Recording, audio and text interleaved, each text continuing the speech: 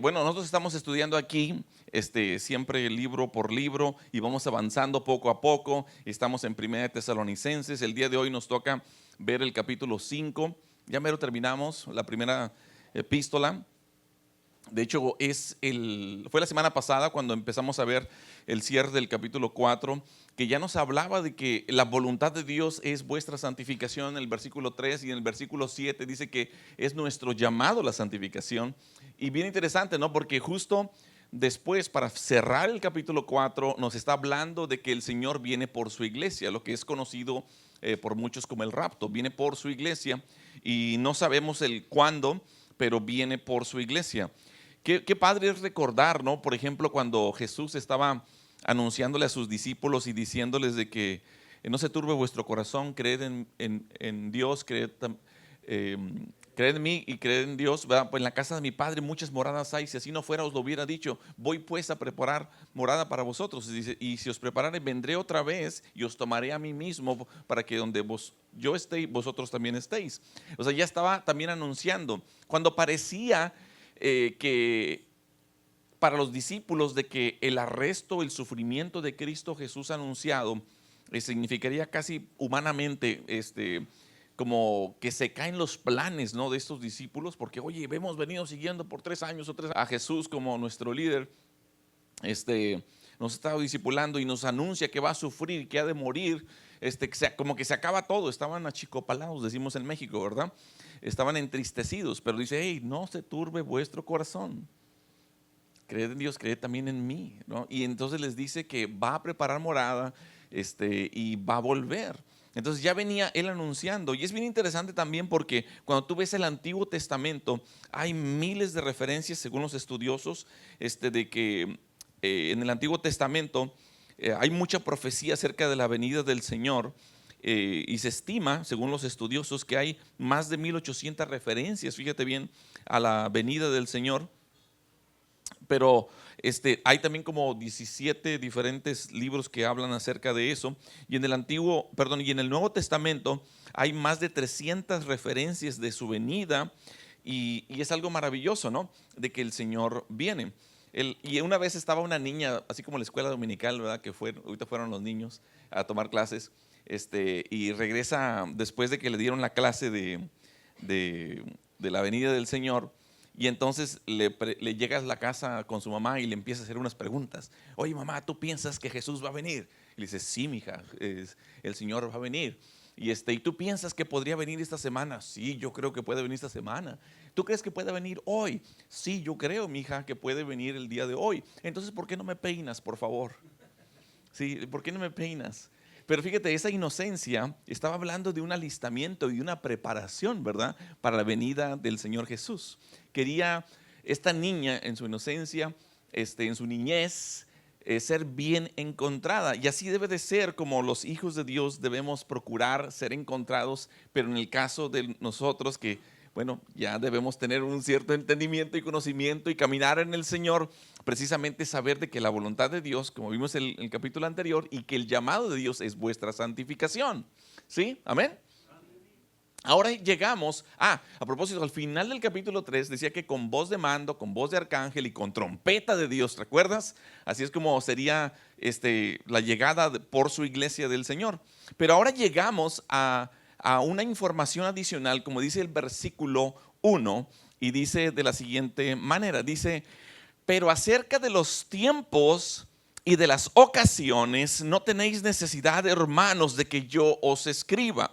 ¿Por qué? Dice, porque vosotros sabéis perfectamente que el día del Señor vendrá ¿cómo? Así como ladrón en la noche. Imagínate, ¿a ti no te han robado alguna vez? Sí, ¿no les han robado? Algunos sí les han robado, algunos, ¿verdad? Me imagino que hicieron un appointment, ¿verdad? Una cita, ¿verdad? Para que les cayera, ¿verdad? Que sí. Sí, les mandaron un texto, un WhatsApp, le dijeron, es que voy a llegar a tal hora, voy a robarte, ¿verdad que sí? No lo hacen así. Un ladrón no anuncia, ¿verdad? Un ladrón llega a la hora que menos lo esperas.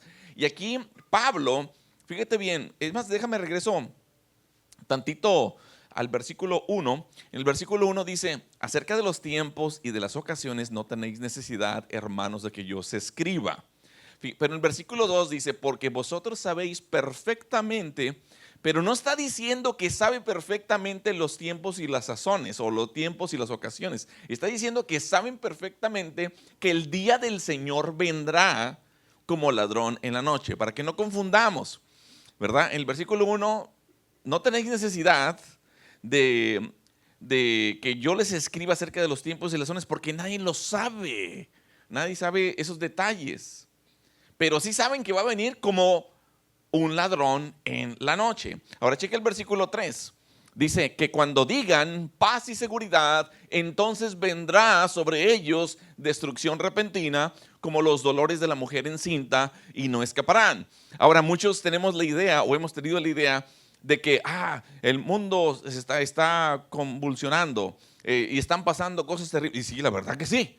Oye, de repente escuchas que se quemaron no sé qué tantos miles y miles y cientos de miles de acres allá en California, y de repente cayó una tempestad y un desastre natural en no sé dónde, y de repente que terremotos acá y esto y lo otro.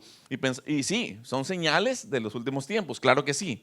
Pero fíjate bien, la palabra de Dios nos dice que cuando vendrá, dice que se hablará de ¿qué? De paz y seguridad. Sí, habrán muchas cosas que van a estar sucediendo, pero aquí dice que cuando digan paz y seguridad, entonces dice, vendrá sobre ellos, ¿qué? Destrucción repentina. Ahora, cabe mencionar que ellos no es para los hijos de Dios, porque acuérdate, en el capítulo 4 vimos que el Señor viene por su iglesia. ¿Y quiénes son esos ellos? Los demás, los otros, los que no tienen a Cristo. Dice cuando digan paz y seguridad, entonces vendrá sobre ellos ¿qué? Destrucción repentina, como los dolores de una mujer encinta. Yo sé que aquí hay muchas que han tenido esa bendición y saben muy bien que es de repente. ¿Sí me entiendes? Dice como los dolores de la mujer encinta, y dice y no, ¿qué? No escaparán.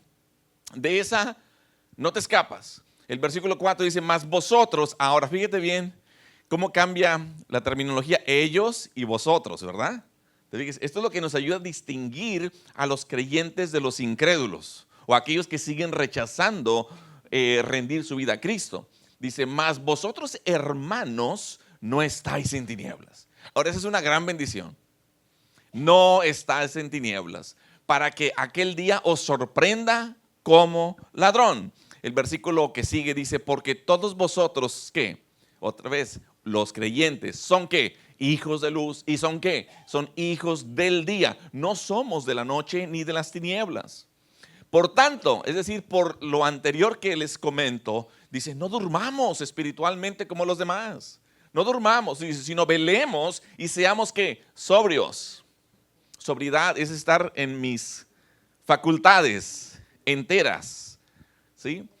Y el versículo 7 agrega, dice, pues los que duermen, espiritualmente hablando, ¿verdad? Dice, de noche duermen, y de los que se embriagan, de noche se embriagan. Y el versículo 8 dice, pero nosotros somos del día, seamos ¿qué? Sobrios, habiéndonos vestido de la coraza de ¿qué? De fe y de amor, y con la esperanza de salvación como yelmo. Entonces esto me empieza a indicar, hermanos, que mientras que estamos estudiando nosotros sobre el rapto de la iglesia que vimos en el capítulo anterior, que el Señor viene por su iglesia, viene por nosotros, y puede ser también en cualquier momento, puede ser hoy, puede ser mañana, puede ser una semana, en un mes, en un año, en 10 años, no sabemos, pero nosotros tenemos que somos del día, ser sobrios, estarnos vistiendo con la coraza de fe y del amor, ¿y con qué más? Con la esperanza de la salvación, ¿como qué? ¿Saben lo que es un yelmo? Es un casco.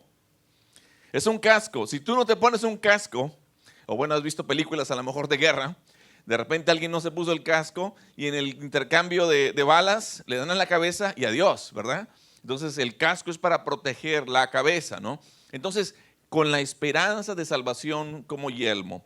Versículo 9 dice, porque no nos ha puesto Dios para ira. Ahora ese es su esperanzador. Hermanos, cuando estudiamos los últimos tiempos, nos debe traer a los hijos de Dios esperanza. Nos debe traer ánimo. No nos ha puesto Dios para ira. Gloria a Dios. Ahora, no por los méritos nuestros, no porque le ayudamos a la viejita a cruzar la calle, no porque le ayudamos a alguien a subir el mandado a la cajuela del coche, no porque vendimos nuestras cosas y las dimos para obras de caridad, que también son buenas esas cosas, por supuesto, y cuando podamos hagámoslo. Dice, pero es por los méritos de Cristo, ¿no? Que estamos librados de la ira de Dios. Por cuanto todos pecaron, están destituidos de la gloria de Dios, dice Romanos capítulo 3. Destituidos, hemos quedado cortos a su gloria. Pero dice aquí que no nos ha puesto Dios para ira. Gloria al Señor. Eso es esperanzador. Dice, sino que, ¿para qué? Para alcanzar salvación. ¿Por medio de quién? De nuestro Señor Jesucristo. Y el versículo 10 dice, ¿por qué Jesucristo? Porque Él murió por nosotros para que ya sea que velemos o que durmamos, vivamos juntamente con Él en esa morada eterna. Entonces, por lo tanto, todo esto, animaos unos a otros y ¿qué? Edificaos unos a otros, así como lo hacéis. La pregunta del día de hoy es, ¿estás preparado? ¿Estás preparada? Are you ready? Para recibir a Cristo Jesús, para que Él te lleve. Saben, ahorita me estoy acordando, hay una historia que se cuenta de que en pleno apogeo de la Segunda Guerra Mundial, ¿verdad? Había un teólogo protestante, Dietrich Bonhoeffer, y él fue encarcelado por oponerse a Hitler. Y ahora, él continuaba instando a los demás hermanos creyentes cristianos a resistir la tiranía nazi. Y mientras que él lo hacía, un grupo de cristianos pensaban que Hitler era el anticristo, que también ha de venir. Ese es otro anuncio. Vamos a estar avanzando en los próximos capítulos y en la siguiente epístola y vamos a hablar más sobre los últimos tiempos. Pero había un grupo en particular que pensaba que Hitler era el anticristo. Y entonces le preguntan a Bonhoeffer, le dicen, ¿por qué te expones a tanto peligro? Jesús regresará cualquier día y todo tu esfuerzo y todo tu trabajo por oponerte a esto y también por seguir predicando, todo tu trabajo y todo este sufrimiento al que estás siendo tú sujeto va a ser en vano. Así le estaban diciendo a este hombre de Dios. Y entonces él contesta de la siguiente manera y dice, si Jesucristo viene mañana, si Jesucristo regresa mañana, mañana es cuando descanso de mi trabajo. Mañana es cuando descanso de la responsabilidad que me ha sido impuesta como hijo de Dios. Pero hoy yo tengo trabajo que hacer. Debo de continuar esta lucha diaria y debo seguir compartiendo a Cristo Jesús. Wow. Este cuate, este hombre, en la temporada de la Segunda Guerra Mundial tenía muy en claro de que en cierto momento vendría Jesús por su iglesia y él quería estar preparado. Él quería estar listo. Amén. Ahora, hermanos, el apóstol Pablo le dijo a Timoteo que su labor era una. Y esa labor era estudiar la palabra de Dios, así como ustedes son bien estudiosos, como ustedes lo son, y usarla correctamente. Esta palabra de verdad. Segunda de Timoteo, ahí en 2:15, como dice, procura con diligencia presentarte a Dios aprobado. ¿Cómo quería la niña? ¿Te acuerdas que hace rato te platiqué? ¿Cómo quería estar presentada? Bien peinadita, ¿verdad? Sí. Bueno, dice aquí Pablo a Timoteo, que ya estudiamos también antes de entrar a este libro, procura con diligencia presentarte a Dios como aprobado, como obrero que no tiene de qué avergonzarse. ¿Por qué? Porque está enfocado en que la voluntad de Dios y que el llamado de Dios es santificación, como ya vimos en el capítulo anterior. Que no tiene de qué avergonzarse, pero dice que usa bien la palabra de verdad. Hermanos, la importancia de estudiar la Biblia los domingos es porque la predicamos durante la semana. Estudiamos la palabra de Dios hoy día porque durante la semana la predicamos. Entonces debemos usar bien la palabra de Dios. Entonces, una de las claves principales para interpretar correctamente la palabra de Dios es una interpretación que se llama dispensacional. ¿Qué quiere decir esto? Las dispensaciones que se abordan en las Escrituras reconocen que la Biblia tiene diferentes periodos de tiempo. Uno de esos, por ejemplo, vamos a hablar, por ejemplo, del Señor Jesús. El Señor Jesús físicamente estuvo aquí en la tierra sabemos, porque Él vino, se encarnó, se humilló, tomó forma de siervo, ¿verdad? Fue a una cruz, murió por nuestros pecados. Pero no solamente eso, sino que conforme a las Escrituras, Él fue crucificado, sepultado y resucitó al tercer día, conforme a las Escrituras. Pero bueno, mientras que Él estaba aquí, Él realizó muchas cosas que hoy día ya no se pueden hacer. ¿Por qué? Porque Él ya no está acá. Por ejemplo, no sé si recuerdas ese diálogo cuando de repente llegaron algunos, hey, tu maestro no paga los impuestos. No sé si se acuerdan. Y cuando eso sucedió, Pedro se acercó, ¿verdad?, con Jesús y le dijo, hey, dicen que no pagan los impuestos y que no sé qué. Ah, sí, ok, muy bien. ¿Por qué no te lanzas ahorita? Eso fue en Mateo 17. ¿Por qué no te lanzas ahorita? El primer pez que saques vas a encontrar moneda de plata y con eso vas a pagar los impuestos tuyos y los míos. ¿Y qué fue lo que hizo? Eso, oye, pues va y saca el pez y saca la moneda y con eso paga los impuestos. Qué padre sería que nosotros fuéramos así, ¿verdad? Es que llega el fin de año, ¿verdad? Y te llega el bill a tu casa, ¿verdad? Ah, preciosos impuestos de propiedad, ¿verdad que sí? Y con tanto gusto y sonrisa, ¿verdad? Los estamos pagando, ¿sí? O haces el income tax y que de repente, ay, me tocó pagar, ¿verdad? No hubo devolución. Ya no funcionan las cosas así. ¿Por qué? Porque son dispensaciones. Entonces en aquel tiempo también no vas a hacerle como aquel que caminó también sobre el agua. Tampoco te vas a subir hoy día a un barco para caminar sobre el agua. ¿Por qué? Porque fue una dispensación que ocurrió, tomó lugar y fue todo.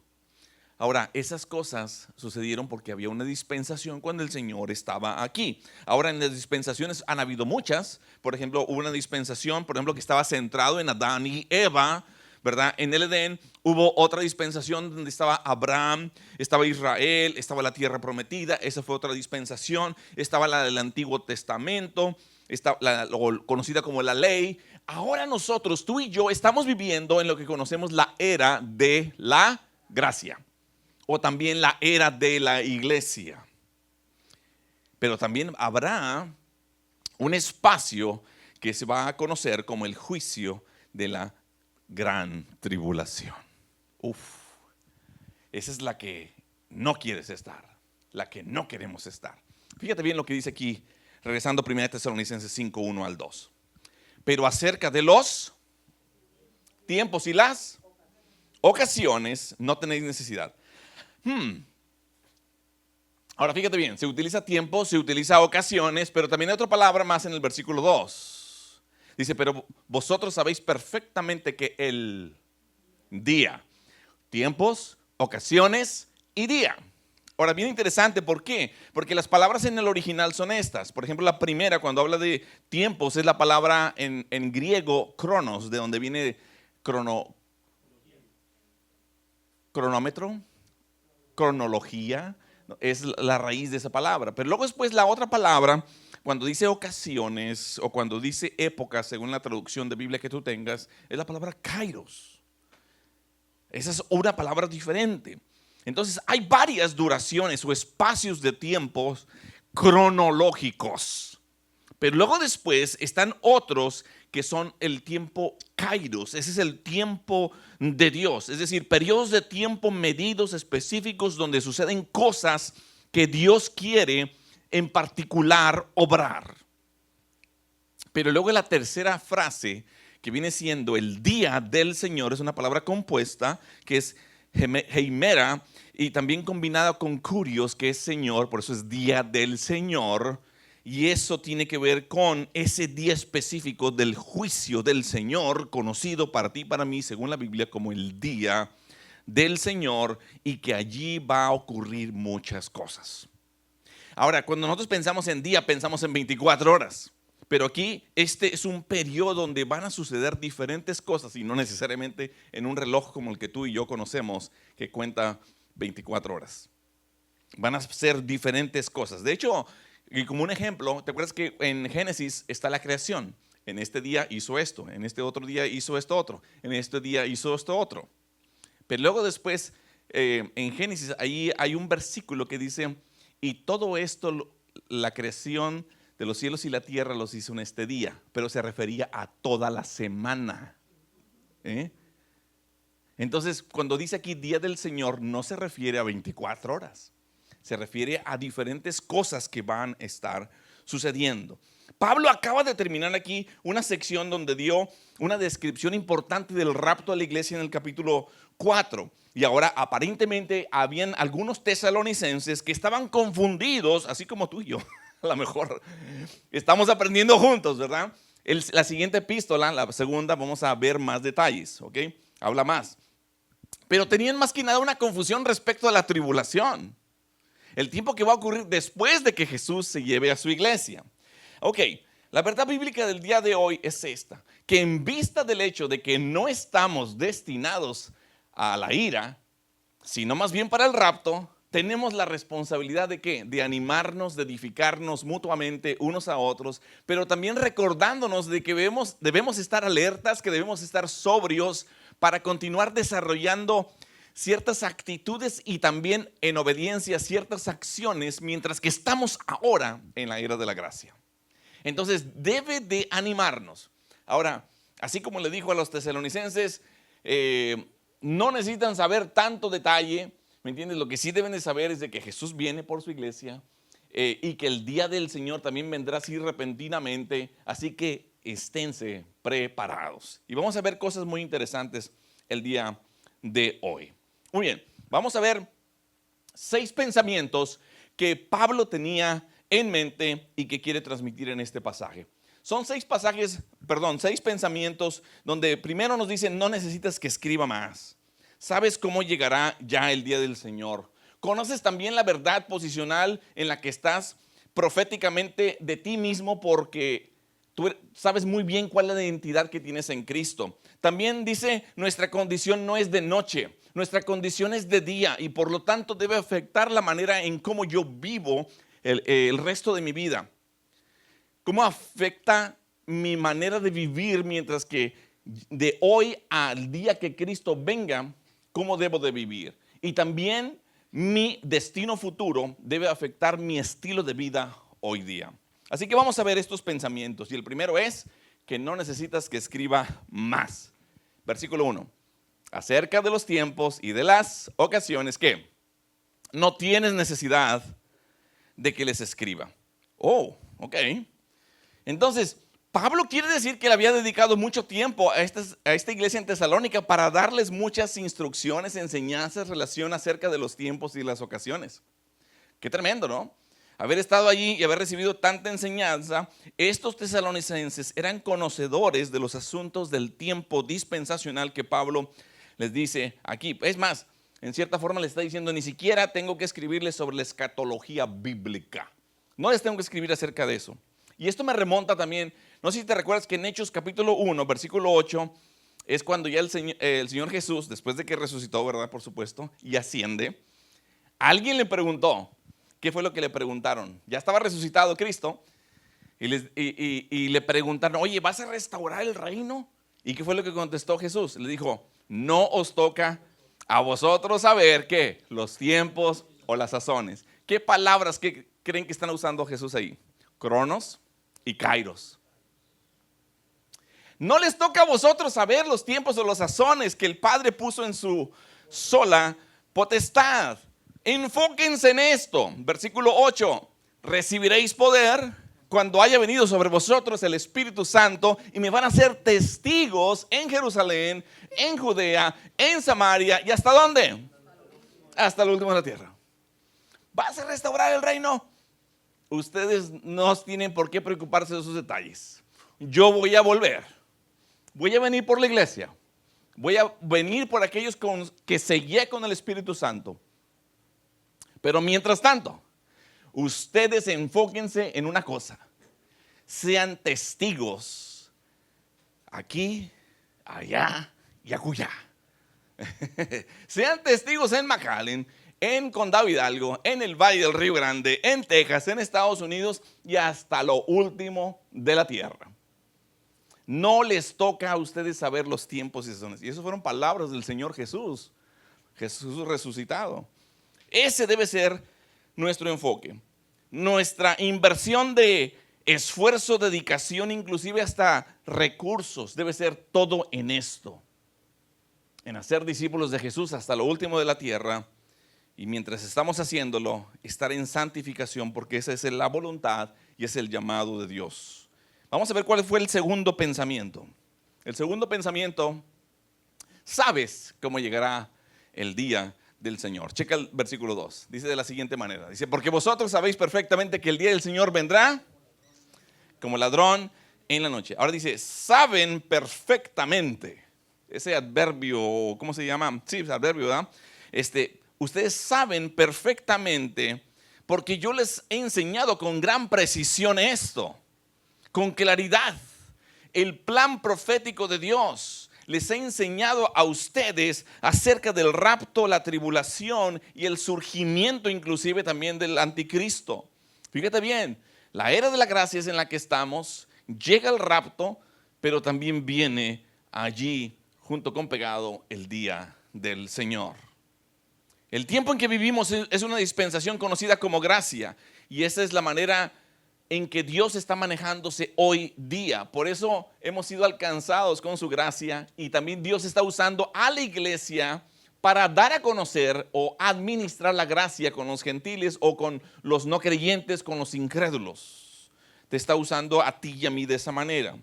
Ahora, cuando termine la era de la gracia, va a terminar con el rapto de la iglesia, pero también entra un día conocido como el juicio o día del Señor. Ahora, este día del Señor se habla en por lo menos 19 pasajes en el Antiguo Testamento. Se habla mucho acerca de eso. Les digo, en la próxima epístola vamos a ver más detalles.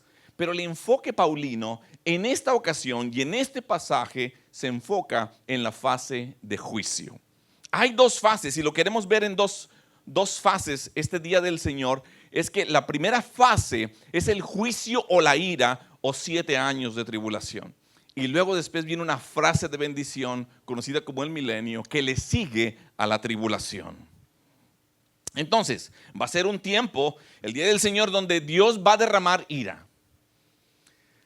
Aquel que hoy todavía sigue rechazando a Cristo Jesús como su Señor y Salvador, en cierto sentido todavía la ha librado, pero lo único que no sabe es cuándo el Señor viene a aclamar su vida. Pero mientras tanto, está en esa época de gracia, y gloria al Señor, porque en esta época de gracia nos alcanzó a ti y a mí. Pero cuando alguien hoy día que sigue rechazando o rehusando creer en Jesús como el Señor y Salvador y el único Dios vivo, no le queda más que una horrenda expectación de ira por rechazar a Cristo Jesús cuando muera. Ahora nosotros, los que estamos en Cristo, hay dos maneras de encontrarnos con el Señor Jesús: cuando muramos o cuando Él venga por su iglesia. Cuando muramos o venga por su iglesia, la tenemos hecha. Ahora, los incrédulos van a enfrentar también al Señor Jesús, pero va a ser para un juicio. Está establecido que el hombre muera una sola vez y después de esto, el juicio. Pero ese juicio es un juicio de sentencia. Es decir, si has estado alguna vez en algún juicio, ahí cuando el fiscal presenta evidencias haciendo una acusación a una persona, y si las evidencias demuestran la culpabilidad, entonces después viene una fase de sentencia, y ahí son tantos años. Bueno, para el incrédulo que rechaza a Cristo Jesús viene una fase de sentencia, pero esa es para una condenación eterna. Ya no hay oportunidad. La única oportunidad para poder entrar a la gloria con el Señor es cuando estamos aquí en la tierra, cuando estamos vivitos y coleando. ¿Sí me entiendes? Cuando tenemos esa oportunidad para arrepentirnos de nuestros pecados, rendir nuestra vida a Cristo, y entonces somos sellados con el Espíritu Santo después de que oímos y habemos creído en ese evangelio de verdad, ¿no? Entonces, qué bueno que estamos ahorita en la época de la gracia, pero en cualquier momento viene Cristo por su iglesia y entonces inicia la ira. Esa fase de juicio y esa fase de ira. Dios va a derramar su ira sobre el mundo de una manera definitiva, dramática y directamente por su decreto. Ahora, ¿cómo dice que vendrá? El Señor dice que vendrá ¿cómo? Como ladrón en la noche. Hermanos, el día del Señor en este contexto se refiere a un día que es inevitable, a un día que es de destrucción, a un día que es de catástrofe y no como cualquiera de los que hemos visto en la televisión. Es algo mucho peor. Se refiere a un día de ira. Dios va a derramar sobre este mundo la tribulación, un juicio terrible. El mundo no lo va a esperar. El mundo no va a estar ni siquiera preparado. ¿Por qué? Hace rato, cuando estábamos leyendo el pasaje, cuando se escuche paz y seguridad. A veces pensamos de que cuando ya las cosas se pongan muy gruesas y muy difíciles y que guerras y esto. No. Cuando más se hable de paz y seguridad es cuando el día del Señor viene. Así que tengamos eso muy en claro. Ahora, una de las razones por las cuales hoy a lo mejor podemos ver, y ya ves que hay este movimiento, hay muchas cosas de pecado en este mundo, ¿verdad? Muchas cosas terribles, ¿verdad? Pero para hablar de un tema en particular, pues este movimiento del abecedario tan terrible, ¿no? LGBT, lesbianismo, esto y lo otro, no es para utilizar un ejemplo, ¿no? ¿Por qué pareciera que Dios no hace nada? Pareciera como que si Dios está en silencio.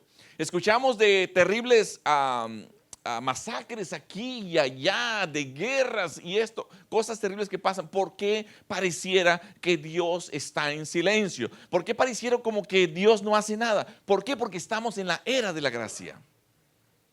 Estamos en la era de la gracia. Y esto quiere decir que en esta era de gracia Dios no castiga el pecado, fíjate bien, pero pon atención a esto, sino que salva a los pecadores. Estamos en un periodo donde el Señor quiere salvar a los pecadores, no queriendo que ninguno perezca, ¿verdad? Es paciente para con nosotros, sino que todos procedan ¿a qué? Al arrepentimiento. Entonces en esta era de gracia es para salvar a pecadores. Este mundo va a pasar, fíjate bien, de la era de la gracia a la era de la ira, y va a ser en un instante. En un instante. 1 Tesalonicenses 5:2 dice: porque vosotros sabéis perfectamente que el día del Señor vendrá. ¿Cómo? Como ladrón en la noche. Muy bien, veamos ahora el versículo 3. El versículo 3 dice que cuando digan paz, ¿y qué? Y seguridad. Y no se refiere al paz. Ese es otro tipo de paz, ¿verdad? Que como quiera la conocemos, ¿verdad?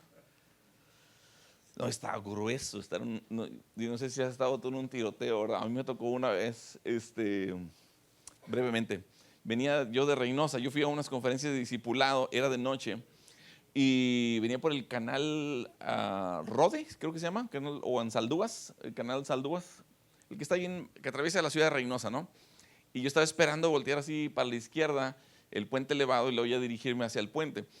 Y de repente, pum, pum, pum, y me asomo así por el espejo retrovisor, venía una persecución, gente armada y autoridades, no sé, pero yo nomás veía así como foquitos de Navidad, así, pero se oía unos pum, pum, pum, o sea, grueso, estaba un calibre grueso, un calibre terrible, nomás veía los foquitos y pues ¿cómo se dice? La reacción de uno nomás así como que agacharse, pero pues esos calibre 50 atraviesa cientos y todo, ¿no? Ese era el otro tipo de paz, es el que me refiero. Pero no, gracias al Señor pasaron de largo y ya me di la vuelta y ya me vine para el puente, ¿no? Pero hermanos, cuando dice aquí, cuando digan paz y seguridad, entonces vendrá sobre ellos, ¿qué? Destrucción repentina. No, hombre, ahorita a nivel mundial hay un sinfín de iniciativas para llegar a acuerdos de paz. Lo más reciente que pasó fue hace año y medio, luego, por ejemplo, en la Franja de Gaza, ¿sí? Entonces ahorita se están tratando de llegar a acuerdos de paz. Están tratando de llegar a acuerdos de paz con Rusia por la invasión que hicieron a Ucrania. Y si no llegan a acuerdos de paz, pues entonces llegan a posiblemente hasta una tercera guerra mundial. No sé, digo, son simplemente palabras que se escuchan por ahí. Pues la cosa está gruesa. Pero cuando digan paz y seguridad, entonces vendrá destrucción repentina. Por eso será como un ladrón en la noche. ¿Por qué? Porque, no, ya estamos todos tranquilos. Oye, qué padre. Ay, qué bueno que llegó no sé quién a la presidencia de tal o cual país. Qué bueno que llegaron a tales uniones de alianzas estratégicas entre naciones y países y todo eso. Aguas, la palabra de Dios dice: cuando oigas paz y seguridad, vendrá destrucción repentina. ¡Wow! ¡Qué tremendo!, ¿no? Cuando Dios pase de la era de la gracia, va a lidiar ahora el mundo con la ira de Dios. Y de esa no se va a poder escapar nadie. Ahora, tú y yo, si estamos en Cristo y si estamos vivos todavía para cuando Jesús venga por su iglesia en su rapto, pues gloria a Dios, no vamos a vivir esa época de tribulación. ¡Qué padre! Que a todo dar. Los que se queden son los que van a estar sufriendo el derrame de la ira de Dios. El mundo no va a tener ni la menor idea, pero toda esta gente que se ha burlado de Dios, que se ha mofado de Dios, que lo ha removido también de escuelas, que lo ha removido inclusive hasta de edificios gubernamentales, porque hemos visto eso, ¿verdad? Que si tienen ahí como un monumento, ¿no? Tipo de 10 mandamientos, los han removido la Biblia de aquí y de allá, han removido la oración de las escuelas, han removido tantas cosas, todo lo que tiene que ver con Dios lo han removido, que hasta algunos ya ni la Biblia usan para juramentar, no sé, una posición, ¿me entiendes?, de elección pública. Y cuando todavía hasta nuestros billetes dicen One Nation Under God, pero lo que hacemos y lo que se aprueban por nuestros gobernantes y legisladores habla totalmente lo opuesto. Lo que la Biblia nos enseña es de que cuando Dios derrame de su ira, toda la gente que se ha burlado de Él, toda la gente que ha rechazado a Cristo, toda la gente que se ha burlado de la palabra de Dios, vendrá como un ladrón en la noche y vendrá destrucción repentina. Wow, van a ser golpeados repentinamente y no van a escapar. Ahora, se le llama el día en el versículo 2. El día del rapto de la iglesia pone fin a la era de la gracia. Comienza la era de la ira o de la tribulación.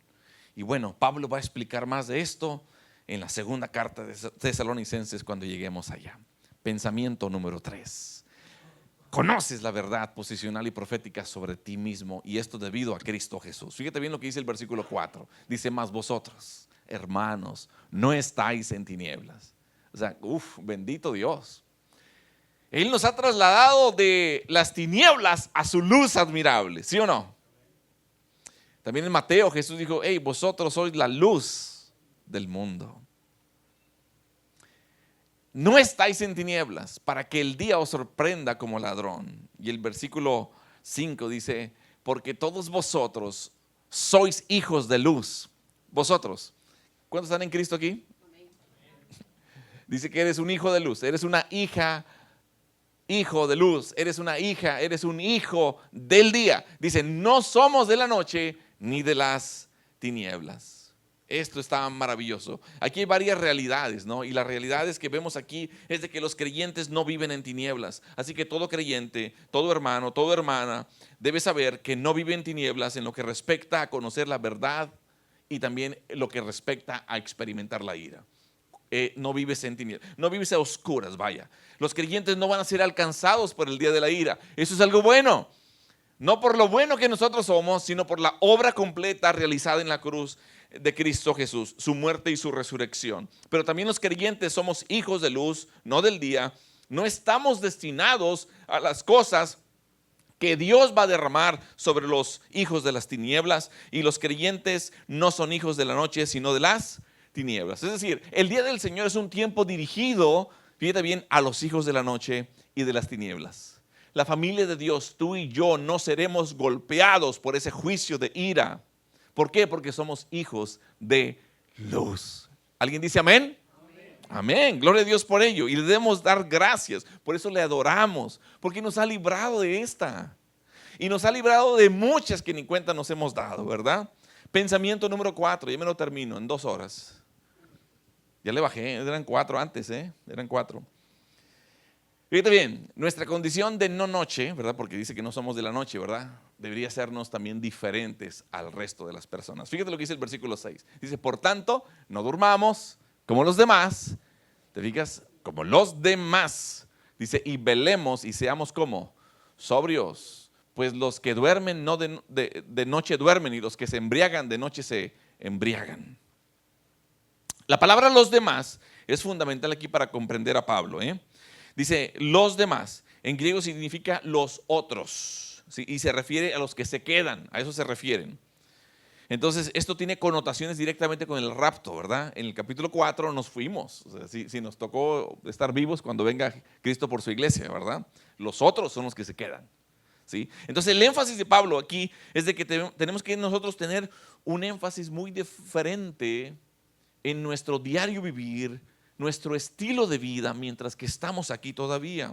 Sabes, hermanos, cuando tú y yo estudiamos la profecía bíblica, está diseñado el estudio para que influya nuestra forma de pensar, nuestra forma de vivir cada día. No estamos en las tinieblas ya más. Necesitamos vivir de una manera diferente a los demás. Y precisamente así lumbre vuestra luz delante de los hombres para que vean vuestras obras y glorifiquen al Padre.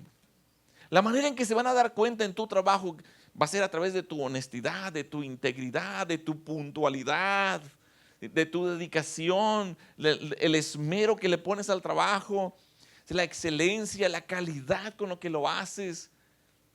¿Por qué? Porque tú y yo sabemos que todo lo que hacemos lo hacemos como para el Señor, ¿sí o no? Entonces el mundo va a ver vuestras buenas obras y glorificar ¿a quién? Al Padre. Yo quiero más empleados o más empleadas como él o como ella, ¿sí? Pero también tus compañeros y compañeras de trabajo van a ver que a pesar de que sí tenemos aflicciones, ¿hay alguien aquí que no tiene aflicciones? Yo creo que nadie tiene aquí aflicciones, ¿verdad? Aquí todos sin problemas, ¿verdad? Todos, no, yo aquí soy el único emproblemado, ¿verdad? Pero cuando te ven que tú estás pasando o atravesando ciertas situaciones, van a ver que tú lo manejaste diferente, la situación. Van a ver que el sufrimiento o lo que estés pasando lo pudiste manejar diferente. ¿Por qué? Porque era Dios quien te sostenía. Porque dependías del Señor. Porque Dios te ha dicho a ti y a mí: yo soy tu Dios, siempre te sustentaré, siempre te fortaleceré, siempre te ayudaré con la diestra de mi justicia. Amén.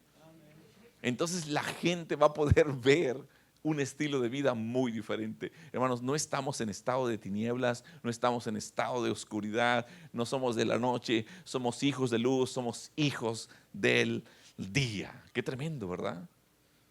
¿Qué dice el versículo 6?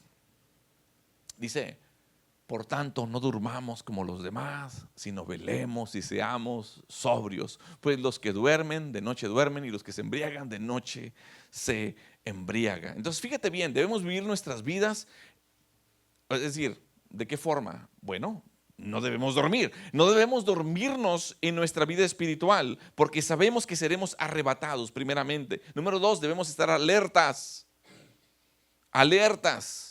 al tanto. Y esto significa estar observando, estar alerta, estar vivo de las cosas de Dios en todo momento. Y debemos ser sobrios también, controlar nuestros pensamientos en todo momento. Nunca debemos embriagarnos con nada de este mundo, que aparte del alcohol, aparte de las drogas, aparte de ciertos medicamentos, también el mundo tiene ciertas atracciones, tiene ciertas carnadas que nos lanza también el enemigo para hacernos caer en pecado. Las filosofías humanas también. Debemos estar como sobrios. El versículo dice: y los que se embriagan de noche se embriagan. No, Dios no quiere que nosotros estemos con nuestra mente, pues, ¿cómo se dice? Divagando, exactamente. Pensamiento número 5, ya casi termino. Nuestra condición de día, porque somos hijos de la luz y también hijos de día, debería también afectar nuestro estilo de vida. Fíjate lo que dice el versículo 8. Dice de la siguiente manera: dice: pero nosotros que somos del día, seamos ¿qué? Sobrios. Dice que habiéndonos vestido con la coraza de fe, vestidos con la coraza de amor, son dos, coraza de fe, coraza de amor, pero también con la esperanza de salvación, ¿como qué? Como el casco. Qué maravilloso, ¿no? Debemos ser sobrios. revestirnos con la coraza de fe. Nuestra fe, no en nuestras obras, no dependemos de lo que hacemos. Las obras son evidencia de lo que ha sucedido en nuestro corazón, lo que Dios ha hecho en nuestra vida. De hecho, allá en Efesios, recuerdas el capítulo 2, dice que andemos en las obras que Él ha preparado de antemano. ¿Sí? No son las obras las que nos salvan, no son las obras lo que nos salva, es por gracia, por medio de la fe. Amén. Entonces, debemos revestirnos de la coraza del amor, y esto es que buscamos hacer lo que la palabra de Dios dice. Eso es amar a Dios. Es que muchos dicen, es que yo amo a Dios. ¿De veras? Pues en Juan, el Señor dijo, si me amáis, guarden mis mandamientos. La evidencia de que tú me amas es de que tú guardas lo que yo digo. Pero si ustedes guardan mis mandamientos, me aman. Y si ustedes me aman, dice, me manifestaré a Él. Es decir, me voy a manifestar a ustedes. Entonces, lo último es el casco de la esperanza de salvación. Y eso quiere decir que nuestra fe en Jesucristo nos salva y nos da esperanza. Termino con el pensamiento número 6. No eran 2 horas, ya. El pensamiento número 6 dice que nuestro destino futuro debería afectar también nuestra vida. Fíjate lo que dice el versículo 9. Dice, porque no nos ha puesto Dios para ira. Uf, qué tremendo. No nos ha puesto Dios para ira. No nos ha puesto Dios para que pasemos por la tribulación. ¿Sino para qué? Para alcanzar salvación por medio de nuestro Señor Jesucristo. El versículo 10 dice, quien murió por nosotros. ¿Para qué? Para que ya sea que velemos o que durmamos, vivamos juntamente con Él. Hermanos, Dios no te ha destinado, si estás en Cristo, para la ira. No vas a atravesar esto. Número 2, Dios te ha destinado para obtener salvación por los méritos de Cristo. Todo por lo que Él ha hecho, por medio de nuestro Señor Jesucristo, aquel que murió en nuestro lugar. Esa es la obra completa y terminada por Cristo Jesús. Él dijo, consumado es, ¿te acuerdas? Ya no hay que hacer nada más, yo ya lo hice todo. Esa obra completa de Cristo Jesús a nuestro favor, los que hemos arrepentido de nuestros pecados, es lo que nos garantiza que iremos al cielo a vivir para siempre con Él. Para siempre con Él. El versículo de 11 simplemente nos alienta a esto. Por lo tanto, o por lo cual, animaos unos a otros. ¿Y qué? Edificaos unos a otros, así como lo hacéis. ¿Por qué no te pones en pie? Inclina tu rostro. Cierra tus ojos.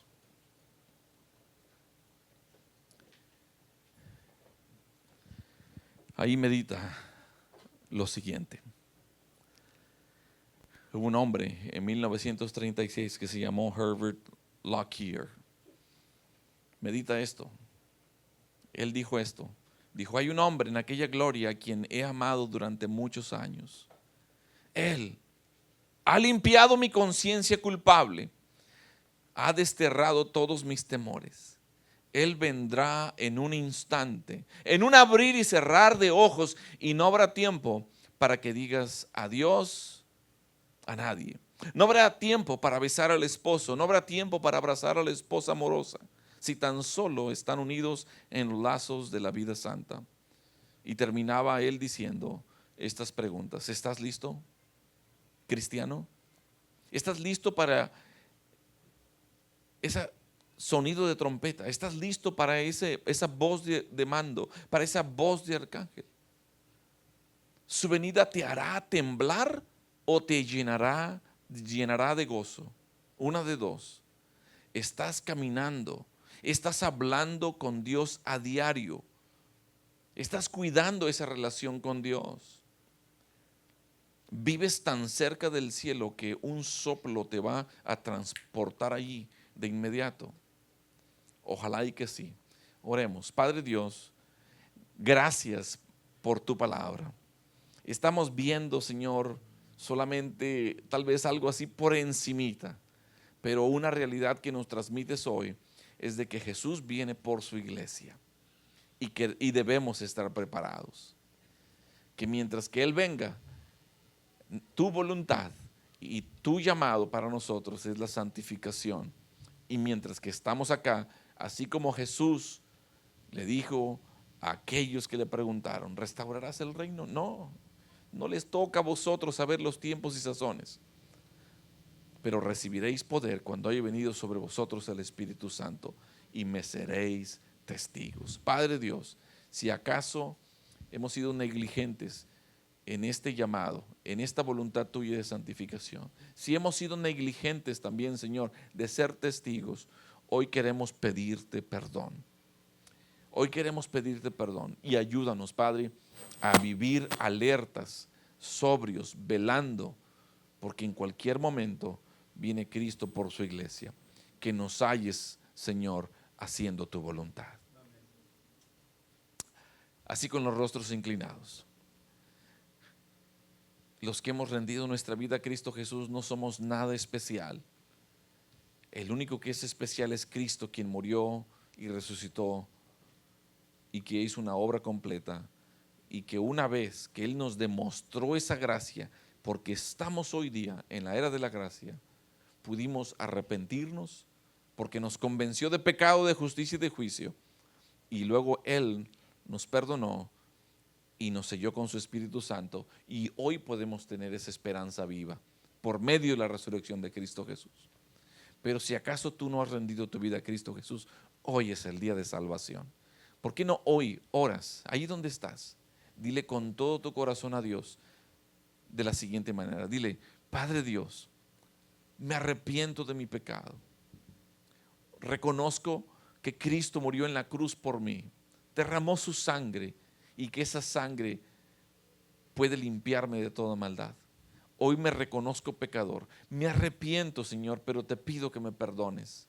Además te pido que sea Cristo Jesús el Señor y Salvador de mi vida. Sé que un día volverá y quiero que me lleve. O si me llevas tú antes a tu presencia, estar contigo una eternidad. Pero mientras que esté aquí, Señor, ayúdame a seguir creciendo en el conocimiento de tu voluntad, haciendo otros discípulos también. Te recibo. Soy salvo hoy por tu obra, la obra de Cristo Jesús. Gracias por recibirme. En el nombre de Cristo Jesús te lo pido. Así con los rostros inclinados y los ojos cerrados. Hubo alguien que hizo esta oración. Levanta y baja tu mano. Dios te bendiga, Dios te bendiga. Alguien hizo esta oración. Padre Dios, gracias, Padre, por que tú has visto estos corazones y tú sabes perfectamente cómo está esta relación ahora de ellos contigo.